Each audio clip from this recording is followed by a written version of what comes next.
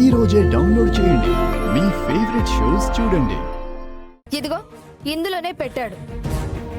పెట్టినాడు చూసినాను అంటుండావు కదా, నీ చేత్తో నువ్వే తియ్యి. ఆడ అగ్గుపిస్తే మా అన్నేమో వాడి సంగతి చూస్తానంటుండాడు. అగ్గుపించకపోవాలా, నీ సంగతి నేను చెప్తాను. ఇంకా నా మీద నమ్మకం లేదు కదా?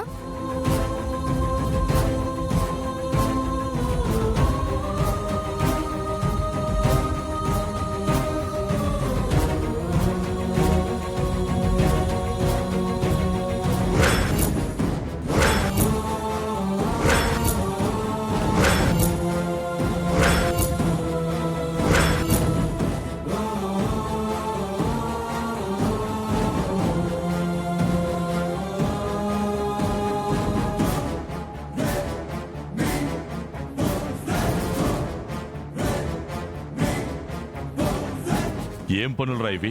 చివరికి ఆడపిల్ల నిశ్చితార్థం చెడగొట్టడానికి ఉంగరాలు తీసి దాచిపెడతావా? ఇంత దరిద్రంగా తయారయ్యావేంట్రా నువ్వు?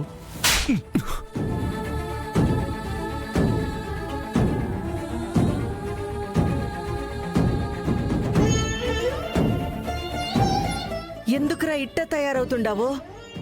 వాళ్ళ ఉంగరాలు తీసి దాచిపెడితే నీకేం వస్తాదిరా?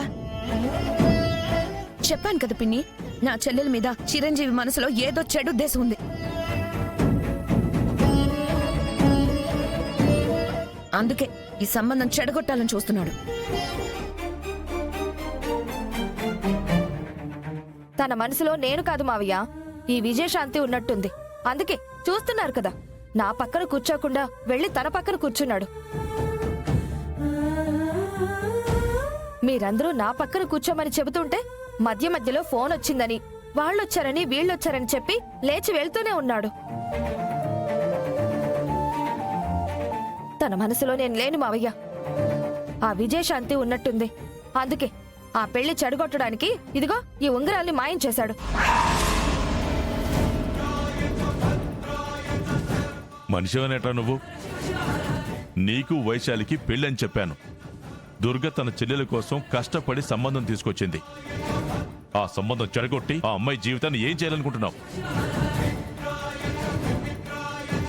ఆ అమ్మాయి మీద ఆశలు పెంచుకుని వైశాలిని ఏం చేయాలనుకుంటున్నావురా?